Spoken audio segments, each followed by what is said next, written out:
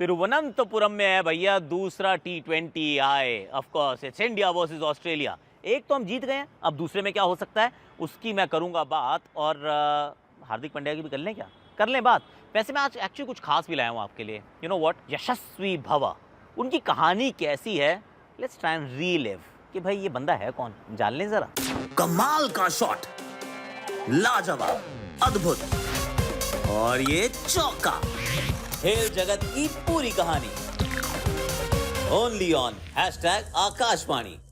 #आकाशवाणी। अब बात करनी है हमें दूसरे T20 आए की। देखिए पहला आप जीत चुके हैं और अच्छे अंदाज में जीते हैं, पर there are question. See I will be honest कि ऐसा तो नहीं है ना कि कोई सवाल नहीं है।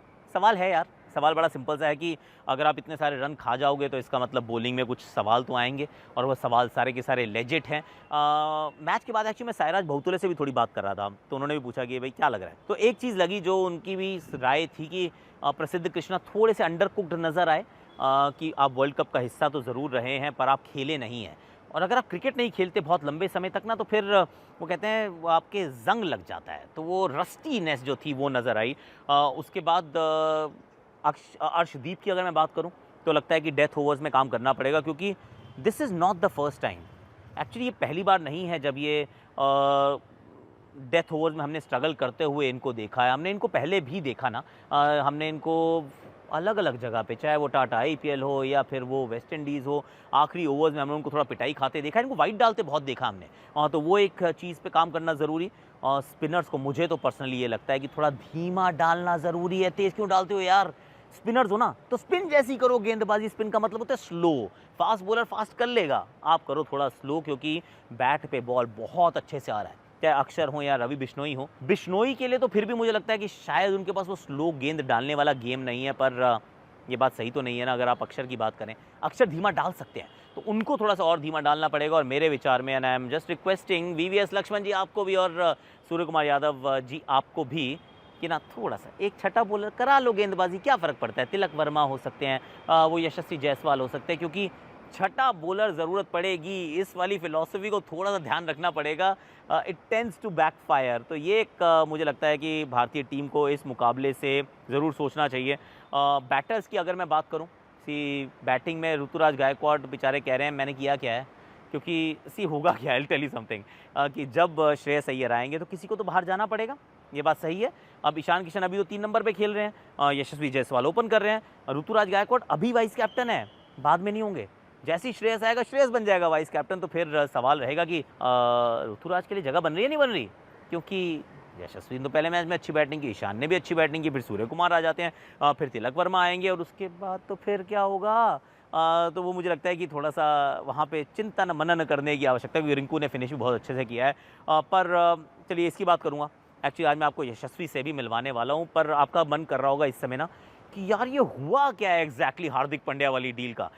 देखिए आज वैसे अनाउंस हो जाएगी, बाय द टाइम शायद आप देख रहे हैं ऑलरेडी हो सकता है अनाउंस भी हो चुका हो कि कौन कौन कहाँ कहाँ गया है। पर खबर हमने कल भी बात की थी, and perhaps we were the first one to break it, कि हार्दिक पांड्या जो है वो मुंबई जा रहे हैं, मुंबई चले गए मान लो, तो मतलब मैं तो कह रहा हूँ चले ही गए हैं। तो इसमें इस डील का मतलब क्या होता है, ये थोड़ा मैं आपको समझाता हूँ कि ऑल कैश डील क्या होती है। ऑल कैश डील का मतलब ये है कि एक तो आपने ट्रांसफ़र में जो उनकी सैलरी थी, वो सैलरी अब आपको गुजरात के लिए फ्री हो चुकी है, क्योंकि उन्होंने बदले में कुछ नहीं लिया है। तो वो उतने पैसों का, वो 16 करोड़ 16.5 करोड़ जो भी था, तो वो उनके फ्री हो गए। मुंबई की सैलरी कैप में से वो कट गए। अब मुंबई को वो पैसे अब उपलब्ध नहीं है उनके पास, क्योंकि उन्होंने हार्दिक पांड्या को उस सैलरी पे ले लिया है। लेकिन इसके बाद एक कैश ट्रांजैक्शन होती है। अब वो ट्रांजैक्शन का नंबर कुछ भी हो सकता है, वो 2 भी हो सकता है, 5 भी हो सकता है, 10 भी हो सकता है, 100 भी हो सकता है, I don't know that number. और उस नंबर में डिस्क्लोज़ करने की आवश्यकता नहीं पड़ती, और वो पैसे जो हैं वो मुंबई को देने पड़ेंगे गुजरात को। इसके बीच में से जो प्लेयर जिसका ट्रांसफ़र हुआ है उसको भी लाभ होता है, क्योंकि वहाँ पे भी 50% वो भी ले जाते हैं, ऐसा भी होता है। तो अब इसमें ना वैसे सब कुछ ठीक है, लेकिन एक चीज़ ज़रूर है कि जब ये वाली ट्रांसफ़र्स होते हैं ना, जिसके अंदर ऑल कैश डील होती है, तो उसमें जो सैलरी कैप होता है that takes a beating for a simple reason कि मान लीजिए हार्दिक पांड्या गुजरात को छोड़ना चाहते थे या गुजरात उनको छोड़ना चाहती थी, और मुंबई को ना देके वो ऑक्शन में डाल देते।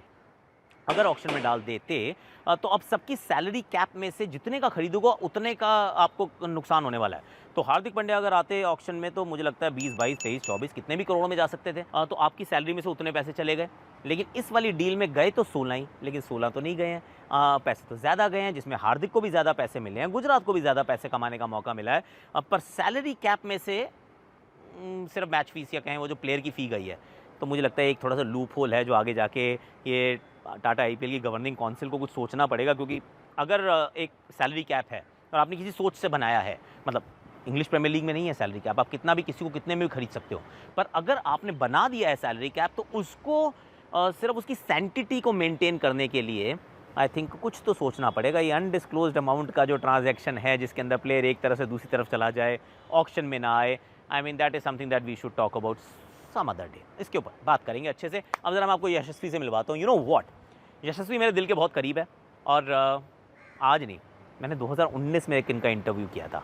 2019 से I have been following this kid. 2023 में आ चुके हैं। तो ये हैं यशस्वी जायसवाल। 2019 रिमेंबर, 4 साल पहले का यशस्वी ऐसा था। मुंबई की सड़कों पर हर रोज आपको ऐसे सैकड़ों बच्चे दिखेंगे जिनका कोई घर नहीं, बदन पर कपड़े नहीं और पेट में खाना नहीं, लेकिन फिर भी आंखों में बेशुमार सपने। कुछ आंखें बंद करके सपने देखते हैं जो आंखें खुलते ही टूट जाते हैं, और कुछ खुली आंखों से। उन्हीं में से एक है ये 10 साल का बच्चा। दूध की एक डेयरी में काम करने वाला वेटर, साफ सफाई करने वाला छोटू, कुछ भी कह लीजिए। शाम होते ही ये बच्चा पानी पूरी के ठेले पर भी पहुंच जाता है, ऊपर के 10-20 रुपए कमाने के लिए। मगर ये इसकी कहानी नहीं है। इसकी असल कहानी शुरू होती है दूध की डेयरी में काम करने के बाद और शाम को पानी पूरी बेचने से पहले आजाद मैदान में, जहां ये अपना क्रिकेट बैट लेकर पहुंच जाता है। हर रोज कड़कती धूप हो या मूसलाधार बारिश, सुबह दूध की डेयरी, दिन में क्रिकेट की प्रैक्टिस और शाम को पानी पूरी बेचने वाला ये बच्चा आज है राजस्थान रॉयल्स की टीम में। मिलिए यशस्वी जायसवाल से, जो एक दिन ऐसे ही घर से चल पड़ा और आ गया हजारों किलोमीटर दूर मुंबई अपने क्रिकेट के सपने को साकार करने के लिए। मैं बहुत छोटा था, मुझे इतना याद नहीं, पर मेरे पापा आ रहे थे मुंबई चाचा के यहाँ पे। वो हम थोड़ा काम करते थे उधर, तो मैं भी उनके साथ आ गया। मैं बोला मुझे भी चलना है। तो अब मैं खेलता तो था ही पहले। तो मैं जब मुंबई आया तो आज़ाद मैदान जाने लगा खेलने ऐसे ही। तो वहाँ पे एक पप्पू सर थे, उन्होंने मुझे देखा, उन्होंने बोला ठीक है तू यहाँ पे आ, अच्छा खेलता है। तो मैं धीरे धीरे उनके पास प्रैक्टिस करने लगा। फिर कुछ दिन बीता तो पापा जब वापस जाने लगे तो मैं बोला पापा मुझे रहना है और मुझे खेलना है। तो बोले कि पहले तो मना कर रहे थे, तो मैं बोला नहीं मुझे खेलना है, मुंबई से खेलना है। क्योंकि जब मैं वहाँ पे खेलता था तो मैं वहाँ पे नॉर्मली जब भी खेलता था तो हमारे कुछ सीनियर्स थे जो मुंबई आते थे खेलने, तो वो मेरे दिमाग में मुझे बोलते रहते थे कि मुंबई जा, मुंबई से खेल, यहाँ वेस्ट हो जाएगा ये। बतवई से मुंबई, बीच में दिल्ली आता है, बस दिल्ली आ सकता था, बट एनी हाउ अच्छी जगह है। कितने साल का था तब? 9 साल, 8 साल, 10 साल? एग्जैक्ट मुझे पता नहीं, पर छोटा ही था, छोटा ही था। क्योंकि 9 साल 10 साल तो मुझे हो गए यहाँ के। 9-10 साल हो चुके हैं ऑलरेडी आए हुए। तो 17 का बच्चा है अभी, तो 9-10 साल यानी कि 9 ईयर्स 8 ईयर्स 9-8 ईयर्स। तो फिर जब तुमने कहा कि मुझे पापा यहीं रुकना है, तो पापा ने मतलब थोड़ा लगा नहीं कि एक छोटे से बच्चे को यहाँ छोड़ के जा रहा हूँ यार, कैसे चलेगा? तो कहाँ छोड़ा? जी मतलब चाचा के घर? नहीं, चाचा के घर नहीं छोड़ा। मतलब हम चाचा के यहाँ रह रहे थे, पर उतनी जगह नहीं थी मेरे चाचा के घर। और मुझे भी ऐसा लग रहा था पापा को भी कि वहाँ ठीक नहीं है। तो चाचा और पापा ने मिलकर एक दूध की डेयरी पे मेरा रहने का इंतज़ाम किया। एक सेकंड, दूध की डेयरी पे रहने का इंतज़ाम किया। अब वो एक बार मुझे समझा कि दूध की डेयरी पे भाई कैसे रह पाता था? कहाँ? मतलब जैसे वहाँ पे शॉप रहता है, तो सुबह मैं उठ जाता था, मतलब जैसे कि वहीं पे सोना रहता था और वहाँ पे उनका काम वगैरह करना। फिर जब भी उनका शॉप स्टार्ट होता है, दूध का शॉप बहुत जल्दी शुरू होगा सुबह, तो उस टाइम मैं उठ के अपना ग्राउंड पे चले जाता था। वहाँ पे ऐसा था कि मुझे वहाँ रहना है और काम भी करना है। क्या काम करना होता था? जैसे कि कुछ भी गिर गया तो साफ़ कर दिया, फिर उसके बाद कोई आया बैठा जिसको रबड़ी वबड़ी खानी तो पानी वानी सर्व कर दिया, फिर दूध गर्म कर दिया। तो ये सब नॉर्मली था मुझे, और फिर मैं चाय बना देता था सबके लिए। तो ऐसे ही करता रात को। लेकिन कमरा था कोई सोने का या फिर वहीं पे साइड में लगा दिया? वहीं पे कहीं भी सो जाता था। मतलब कभी किसी पहचान में आया तो उसके साथ कहीं चला गया, नहीं तो वहीं बाजू में सो गया। ये तो दूध की शॉप में जब सब कुछ बंद हो जाता है फिर साफ़ वगैरह करके सो गया। खाना खुद बनाते थे, खा लेते थे। तेरे को तब खाना तो मतलब ऐसा, हाँ मतलब मेरे को बनाना उतना नहीं आता था, मैं उनकी पूरी हेल्प करता था जो भी वो मुझसे कहते थे। तो स्टार्टिंग के डेज़ में तो किया, जब मैं क्रिकेट खेलने लगा तो मैं उतना कर नहीं पा रहा था, तो उनको फिर लगने लगा कि नहीं ये कुछ काम वगैरह तो कर नहीं रहा है भाई, तू अपना दूसरा जगह देख ले। तो एक दिन मैं ऐसे ही प्रैक्टिस करके वापस आया, उन्होंने मेरा सामान बाहर निकाल के रख दिया, बोला आज से तू यहाँ नहीं रहेगा। शाम को? हाँ शाम को, वो भी तू अपना देख ले कहाँ रहना है तेरे को। मैं बोला अरे अंकल मेरे को अभी तो मत करो, कल सुबह कर देना। तो बोलते नहीं नहीं तू अभी जा। तो फिर उस टाइम तो मैं बहुत टेंशन में था, क्योंकि मैं घर पे फ़ोन भी नहीं कर पाता था, मेरे पास फ़ोन ही नहीं था, मैं दूसरे के फ़ोन से बात करता था। तो फिर उस दिन क्या हुआ, मैं कैसे भी करके उधर ही रुक गया। फिर मैं आज़ाद मैदान गया, फिर आज़ाद मैदान में पूरा दिन था बैग लेके। तो रात को कहाँ सोया फिर? वहीं पे सोया। अच्छा, क्या करूँ? कहाँ सोया? आज़ाद मैदान पे? नहीं अच्छा, वो डेयरी पे? हाँ सोने दिया उन्होंने? हाँ, रात को सोने दिया। तो उसके फिर अगले बाद दिन सुबह आज़ाद मैदान? हाँ, फिर मैं वहाँ पे ही था। तो एक पप्पू सर थे, तो मैं उनको कॉल किया। मैं बोला सर, मैं घर पे कॉल नहीं किया क्योंकि मुझे पता था कि घर वाले परेशान हो जाएंगे, कहाँ जाएगा। तो मैं उनको कॉल किया, मैं बोला सर ऐसा ऐसा हो गया है, अभी मैं क्या करूँ। तो उन्होंने बोला ठीक है बैग ले और मेरे घर पे आ जा। तो पप्पू सर जहाँ रहते थे तो मैं उनके घर चला गया रहने। तो कम से कम 1-1.5 महीना उनके यहाँ था मैं। फिर उसके बाद उनका भी एकदम छोटा था, उनको भी मतलब उतना कंफर्टेबल नहीं हो रहा था। तो फिर सर ने बोला कि एक टेंट मिल सकता है, अगर तू एक मैच है परफॉर्म कर दिया उसमें तो तू वहाँ पे रह सकता है।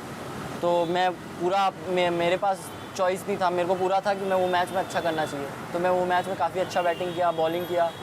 तो उनके मैनेजर मतलब जो उनके हेड थे उनसे बात हुई, तो उन्होंने बोला ठीक है आज से तू टेंट में रहने लगा। तो मेरे लिए टेंट ऐसा था कि मैं इतना खुश था, अरे वाह टेंट मिल गया, मैं कम से कम यहाँ पे रह सकता हूँ, अच्छी प्रैक्टिस कर सकता हूँ, सबसे जल्दी ग्राउंड पे रह सकता हूँ। तो मेरे लिए पूरा पॉजिटिव था कि मैं कितना जल्दी वहाँ पे पहुँच के अपना प्रैक्टिस करना स्टार्ट करूँ। तो लेकिन ऐसा नहीं था कि मेरे लिए वो बहुत अच्छा था। एक्चुअली जब मैं थोड़े दिन रहने लगा तब मुझे पता चला अरे बाप रे इधर तो और भी है। पर क्या प्रॉब्लम थी? क्योंकि देखो मैं मतलब ज़िंदगी में कभी टेंट में नहीं रहा यार, और कभी सोचा नहीं कि मतलब this is actually an eye opener कि ये सब करने के बाद भी क्रिकेट खेल सकते हो। जेब में पैसे कहाँ से आते थे? काम करना भी बंद कर दिया उसके बाद, फिर पैसे कहाँ से आएंगे? क्या घर वाले भेज पाते थे या फिर घर खुद वाले कमाना होता था? 1-1.5 हज़ार 2,000 मैक्सिमम भेजे तो भेजे, और फिर मंथ के? हाँ, तो वो भी मुझे किसी और से जाके लेने पड़ते थे, वो मुझे देता था क्योंकि मेरे को डायरेक्ट पैसे मिल नहीं पाते थे। करेक्ट। तो फिर मैंने सोचा कि अभी मैं क्या करूं, तो मैं एक मेरे वहाँ पे रहने लगा। तो वहाँ पे एक चाचा थे, वो अच्छा हो गया मेरा उनसे। तो मैं बोला चाचा मैं ऐसा करता हूँ, मैं प्रैक्टिस करके शाम को 2-3 घंटा आपके शॉप पे खड़े रह लूँगा। तो मैं वहाँ पे खड़े रहता था। जैसे पानी पूरी का शॉप था तो मैं पानी पूरी बेचता था, और मैं बहुत खुशी खुशी बेचता था क्योंकि मुझे पैसे भी मिलते थे और मेरा काम चल रहा था। तो एक मेरा टाइम पास भी हो जाता था। अकेले कितना भी हो, अभी घर की जब याद आती है तो कोई क्या कर सकता है। तो बहुत ही अच्छा था। फिर मेरा अच्छा निकलने लगा, मतलब फिर दिन होने लगे। लेकिन जैसे अभी बारिश है, जब भी मुंबई में बारिश होती है तो पूरा आज़ाद मैदान भर जाता है नी तक, और पूरे टेंट में पानी वगैरह आने लगते रहते हैं। फिर गर्मी में भयानक गर्मी होती है। पानी आने लग गया टेंट में तो फिर कहाँ सो गया? सामान का क्या होगा? अगर जैसे पानी आने लग, जिधर पानी छूता था वहाँ से उठ के दूसरी जगह सो जाता था। तो ऐसे काफ़ी दिन। कितने लोग होते थे आपके साथ? मेरे साथ 4-5-6 जन रहते थे। तो हम सब ऐसे ही शिफ्ट होते रहते थे जब भी पानी बरसता था। तो और सबसे बड़ी प्रॉब्लम वॉशरूम की। अब रात को आपको वॉशरूम आ गई और बारिश हो रही है, कहाँ जाओगे? बगल में चाचा चिल्लाते थे आजू बाजू चले गए तो, लेकिन अभी मजबूरी में आदमी को जाना ही पड़ेगा। सबसे डिफ़िकल्ट मुझे वही लगता था कि अगर मुझे रात में वॉशरूम जाना हो तो मैं कहीं जा नहीं सकता हूँ सब, और डर भी लगता है वहाँ पे, और लाइट नहीं है। तो मतलब ठीक था, पर मैं बहुत इन्जॉय कर रहा था। मैं बोला वाह ऐसी लाइफ सबको नहीं मिलती, मेरे को मिली, मैं नसीब वाला हूँ। तो मेरे को बस मेहनत करना है, और मेहनत करना है अच्छे से। अपने आप में मुझे सेटिस्फाइड होना था कि नहीं मैं लड़ते रहूँगा, मैं छोड़ूंगा नहीं, मैं करूँगा। मेरे दिमाग में एक ही चीज़ रहता था बस। और मैं जब भी कोई भी मैच देखता था या सचिन सर को या किसी को भी देखता था तो मेरे अंदर एक और मोटिवेशन आता था, काश मैं वहाँ जाऊँ। जब भी वानखेड़े स्टेडियम देखता हूँ तो ऐसा लगता है कि वाह काश मैं वहाँ खेलूँ। तो वो, और जब भी वानखेड़े की लाइट्स ऑन होती है तो वो मेरे टेंट से दिखती थी, तो मैं हमेशा मतलब देख के बहुत खुश होता था। मैं सोचता था मैं एक दिन वहाँ खेलूँगा, वहाँ खेलूँगा, वहाँ खेलूँगा। और मैं रात को शैडो बहुत करता था, 1-1, 1.5, 2-2 घंटा। सब मेरे को बोलते थे सो जा, पर मैं बोलता था नहीं, मेरे को खेलना है तो मेरे को करना पड़ेगा। तो बहुत कुछ ऐसा करता था। तो वो एक ऐसा चीज़ था कि जिससे मैं मेंटली बहुत स्ट्रांग रहता हूँ और मुझे वो बहुत कॉन्फिडेंस देता है, जिसके वजह से मैं अपने आप को कैसे भी सिचुएशन में अपने आप को खुश रख सकता हूँ और लड़ने की कोशिश करते रहता हूँ। टेंट में सोकर मुश्किल से पंखे वंखे तो होते नहीं होंगे, मैं कुछ नहीं मतलब रहता। क्वेश्चन भी गलत पूछ रहा हूँ। लेकिन मतलब जैसे कि हवा चलती थी जिस दिन बारिश होने के बाद हवा, तो वो एसी का ही मज़ा देती थी, तो वो बहुत ठंडी ठंडी आती थी। वाह, ओके। तो ये जो स्ट्रगल थी, कहते हैं लोग तब स्ट्रगल जब कर रहे होते हैं तो ना वो स्ट्रगल का उतना एहसास नहीं होता, ऐसा कहते हैं। मतलब भाई मैं क्योंकि आपका जुनून इतना ज़्यादा है कि मुझे वो एक पॉइंट का एजेंडा है। मतलब मुझे तो मेरी तो जो छोटी सी स्ट्रगल थी कि भाई बस के पीछे लटक के चले गए, तो वो स्ट्रगल हो गई मेरी। प्रैक्टिस जा रहा था, पापा ने बड़ी मुश्किल से एक 400 रुपये का बैट खरीदा था, तो मैं बस में चढ़ रहा था, वो तो बस का वो बैग में से बैट बाहर निकल रहा था। पहले वो बैग आते थे ना जिससे बैट बाहर निकलता था, हैंडल, तो किसी ने हैंडल पकड़ा और उसको खींच दिया, उसको लगा वो बस का हैंडल है। अब नीचे गिर गया बैट नीचे गिर गया। अब मैं बस वाले को आवाज़ लगा रहा हूँ कि बस रोको, मेरा बैट नीचे गिर गया है। वो कहते बस रोक नहीं रहे। मैं पीछे देखता हूँ कोई स्कूटर से उतरता है, बैट लेकर निकल जाते बात है। अब 400 रुपये का बैट मैं कैसे 450 रुपये का एक हॉट शॉट करके एक बैट आता था। अब घर जाके कैसे बताऊँ कि यार अब आपने इतनी मुश्किल से बैट खरीदा था, वो बैट तो मेरा खो गया, पहले दिन ही खो दिया मैंने। बट वो मेरी स्ट्रगल थी और अब मुझे लग रहा है कि मेरा ना मतलब वो ऐश थी भाई, कम से कम बस में जाने के पैसे थे, घर पे जाके सोता था। तो वहाँ से फिर ऑफ कोर्स सर आए, इन्होंने तुम्हें देखा, अब इनके साथ आप रहते हो, इनके परिवार का हिस्सा बन के रहते हो। एक्चुअली मेरी लाइफ मुझे ऐसा लगा कि वही बदली जब मैं ज्वाला सर से मिला। उस टाइम तक तो बहुत ही प्रॉब्लम था, ना मेरे पास खाने के लिए कुछ रहता था, ना मुझे सब खुद करना रहता था। अभी क्रिकेट पे भी ध्यान दूँ, ये सब भी करूँ, तो ये बहुत टफ था। और एक दिन ऐसे ही सर मुझे नेट पे प्रैक्टिस कर रहा था मैं, तो आए, देखे, बोले क्या करता है, कहाँ पे है, तो बोला, पूछे कहाँ रहता है, बोला सर यहीं रहता हूँ। तो सर के कोई दोस्त थे, उन्होंने बोला कि भैया इसका प्रॉब्लम है, आप इसको देख लो। तो एक दिन सर बोले थर्सडे को सुबह 11 बजे यहाँ पे मेरे घर पे आ जाना। तो मैं MIG प्रैक्टिस करने आया था वो किसी वजह से, तो मैं वहाँ से बस पकड़ के जा रहा था सर के। तो मैं यही सोच रहा था मैं क्यों जा रहा हूँ, मैं तो उनको जानता ही नहीं। सही बात है, मैं क्यों जा रहा हूँ। मैं बोला चल भाई भगवान लेके जा रहा है तो बढ़िया है, लेके जाते। तो मैं वो सोच के चला गया। फिर मैं जब वहाँ से आया तो मैं यहीं रुक गया। फिर मैंने सर को सब बताया, फिर सर ने पूछा तूने क्या क्या किया है। उस टाइम मैं स्कूल क्रिकेट में रन कर रहा था। तो बोले स्कूल पढ़ता था, कैसे स्कूल का एडमिशन का क्या था, बैट कहाँ से आता था, कहाँ से आता था, क्योंकि महंगा सामान आता है यार। जी मतलब अगर मतलब सपोर्ट करने वाले मुंबई में बहुत लोग हैं, अगर आप देखें तो वो काफ़ी हेल्पफुल हैं और काफ़ी मदद करते हैं लोगों की। तो अगर जैसे मैं किसी के लिए खेलने गया मैच, तो मैंने उनके लिए अच्छा खेल लिया तो वो मुझे बैट दे देते थे, या कोई ग्लव्स दे देता था, कोई पैड्स दे देते थे, तो जिसके वजह से मेरा चल जाता था। तो राइटी ग्लव्स पहन के बैटिंग की होगी बहुत बार की। लेफ्टी ग्लव्स तो मुझे पहले तो हाँ नहीं मिलती थी। अच्छा, पहले क्या पता ही नहीं था कि पता ही नहीं था लेफ्टी राइटी होता है जब ये स्टार्ट किया था। फिर धीरे धीरे जब खेलने लगा था मुझे पता चला ये लेफ्टी है राइटी है। लेफ्टी है राइटी है, ओके। तो फिर सर के पास पहुंच गया, फिर खेलना शुरू किया। स्कूल का कैसे सिस्टम था? स्कूल तो जाने का टाइम कहाँ मिलता था? जाता स्कूल का मतलब कभी कभी जाना पड़ता था, वही सर ने मेरा एडमिशन कराया हुआ था कि मैं स्कूल के लिए कम से कम खेलूं एटलीस्ट। हाँ, तो फिर वो एक अच्छा प्लेटफॉर्म था स्कूल के, जिसके वजह से मैं रन बनाऊं और मैं बॉम्बे के लिए रिकग्नाइज हूँ जो भी हो। दिलीप वेंगसरकर सर के साथ जहाँ उनकी भी अच्छी रिलेशनशिप है उनके साथ, तो आपको इंग्लैंड लेके गए। उसके पहले ही कहानी तो हमने सुन ली जो आपने मेहनत की। तो वो आपको बड़ा हाईली रेट करते हैं, वो कहते हैं कि ये लड़का बड़ा कमाल का है, अच्छा करेगा, यही उनका भी मानना है। तो उन्होंने कोई ऐसी चीज़ बताई हो जो लगा कि यार अगर ये इतना बड़ा खिलाड़ी, मतलब लॉर्ड्स में इतने शतक लगाने वाला खिलाड़ी कह रहा है कि मैं अच्छा खेल सकता हूँ, तो यार फिर तो मुझे लगता है कि मैं खेल सकता हूँ। जी मतलब जैसे आपसे उनसे मतलब जितने भी बड़े लोग से मिलता हूँ तो मुझे एक अच्छा मोटिवेशन रहता है और बहुत अच्छा लगता है कि मैं उनको देख रहा हूँ, उनसे मिल रहा हूँ, क्योंकि वो अच्छी बात है कि मेरे नसीब में मैं कम से कम मिल तो रहा हूँ। बहुत लोग चाहते हैं मिलना पर वो मिल नहीं पाते। सचिन तेंदुलकर से आपकी मुलाकात हुई है ना? जी। क्या थी मतलब वो कॉन्वर्सेशन कैसी थी पाजी के साथ? वो तो ड्रीम था। मतलब मैं उनको जब मुंह से आवाज़ निकल रही थी? नहीं, मैं बोला भी सर को सर मैं थोड़ा नर्वस हूँ। तो सर बोले ठीक है कोई बात नहीं। सारे होते हैं। अरे वो एक्चुअली बोलते नहीं है बट उनको पता है, जो उनके पास आता है ना वो सारे नर्वस होते हैं। मैं क्या बोल रहा था एक्चुअली मुझे भी ढंग से याद नहीं, मैं डरा हुआ था थोड़ा, लेकिन मैं इतना खुश था अंदर से कि वो मैं मतलब उनको देख रहा हूँ, सामने मिल रहा हूँ, उनके घर पे गया, उनसे बात की, तो मतलब एक स्पेशल मोमेंट है मेरे लाइफ का। और मैं बहुत मतलब अच्छा, उनके घर गए थे आप? जी उनके घर पे गया था मैं। ओके, वो वहाँ रहते हैं ना पेरी क्रॉस रोड पे, वहाँ गए थे आप? ओके। जब पहली बार मैं सचिन पाजी से मिला तो एक्चुअली इंडियन टीम का ड्रेसिंग रूम था वो। अब मैं वहाँ गया, मैंने देखा अब ये बैठे तो इनसे बात तो मैं कर नहीं सकता, मतलब क्योंकि करना चाहता हूँ बट मुँह से आवाज़ ही नहीं निकलती। तो मैं ऐसे नीचे मुँह करके ऐसे करके इधर से उधर, फिर उन्हें ऐसे कहते, अच्छा बेटा बता, अच्छा तू वहाँ खेला, अच्छा वो बॉलिंग कैसी कर रहा था, अच्छा उसने ऐसा किया। मैंने कहा यार सब कुछ तो आपको पता है, मेरे से क्यों पूछ रहे हो। बाद में रियलाइज़ हुआ कि वो ना ये काम सबके साथ करते हैं, कि भाई उनको पता है मेरे पास जो है ना, उसने तो मुझे भगवान माना हुआ है, अब भगवान के सामने इसकी आवाज़ तो निकलेगी नहीं, तो उसको कंफर्टेबल करने के लिए इनका तरीका है कि 4 क्वेश्चन पूछो, 3 बार बताओ, तो फिर थोड़ी देर बाद आप रिलैक्स हो जाते हो कि हाँ यार ये बंदा ठीक है यार ये।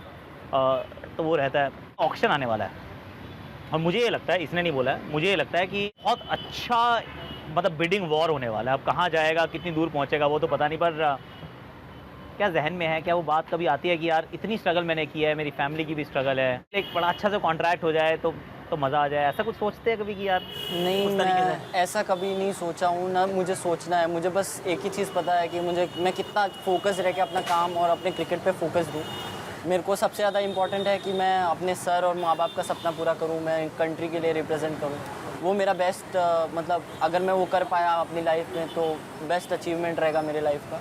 बस बाकी और कुछ जो है आना है वो भगवान अपने आप आ जाएगा। बस मुझे एक ही चीज़ करना है कि मैं अच्छा खेलता रहूँ और मैं जो करते आ रहा हूँ अपने प्रोसेस पे काफ़ी फोकस करता हूँ, तो मैं वही प्रोसेस पे ध्यान दूँ। सचिन सर ने भी मुझे यही बोला कि तुम जितना प्रेजेंट में रह के फोकस करके प्रैक्टिस करोगे, वो तुम रिज़ल्ट के बारे में मत सोचो, तुम बस एक ही चीज़ देखो कि तुम प्रेजेंट में कितना अच्छा मेहनत कर रहे हो। तो मैं वो बात मेरे दिमाग में एकदम अच्छी बैठ चुकी है कि मुझे एक ही चीज़ करना है कि मैं आज जितना अच्छा प्रैक्टिस करूँगा, जितना अच्छा मेहनत करूँगा, आगे अपने आप अच्छा हो जाएगा। यशस्वी का यश अब पूरी दुनिया में फैल चुका है। भारत के लिए टेस्ट डेब्यू पर शतक, रनों का अंबार जहां भी खेले, नाम यशस्वी, काम यशस्वी। लड़का अच्छा है ना। आई मीन मेरे तो दिल के बहुत ही अजीज़ है, क्योंकि बंदे ने मेहनत बहुत की है यार। मतलब वो कहते हैं ना ये एकदम वो सुच्चा आदमी है, एकदम वो 100% खरा सुच्चा आदमी है, एकदम सच्चा आदमी और बहुत मेहनत करने वाला अच्छा बच्चा। उम्मीद ये है कि आज भी अच्छा करे, पर क्या अच्छा करेगा I have got no idea, क्योंकि तिरुवनंतपुरम में भैया मैच से एक दिन पहले तो इतनी बारिश हो रही थी कि टीम की प्रैक्टिस के चांसेस नहीं लग रहे थे। तो आई डोंट नो कि आज मौका मिलेगा या नहीं मिलेगा, लेकिन अगर मिलता है तो I really hope, I have got only 2 cents for Yashasvi. भाई थोड़ा ध्यान दे ले यार, मालूम है आपके सपने बहुत बड़े हैं, पर सपनों को बड़े सपनों को साकार करने के लिए हर गेंद पे चौका छक्का मारना ज़रूरी नहीं है। Just take a little bit of time, जितना आप अच्छा खेल रहे हो इसी अंदाज में खेलते जाओ, पर हर बॉल पे चौका छक्का आज तक कोई खिलाड़ी पैदा नहीं हुआ जो मार पाया हो। That's just my 2 cents. आज के लिए वैसे मेरे पास इतना ही है, और आज बहुत कुछ है। एक्शन तो मतलब भरमार है, क्योंकि देयर मल्टीपल थिंग्स हैपनिंग। आज रिटेंशन की लिस्ट आएगी जियो सिनेमा पे, हम आपके लिए उसका एक शो लेकर आएंगे, timings I will share with you, और ऑफ कोर्स तिरुवनंतपुरम में दूसरा T20 आए, will talk about all of that, और rather will bring it to you. भाई जियो सिनेमा लगा के रखना है पूरा दिन, क्योंकि इंडियन क्रिकेट में आज का दिन ना बहुत महत्वपूर्ण है। सचिन।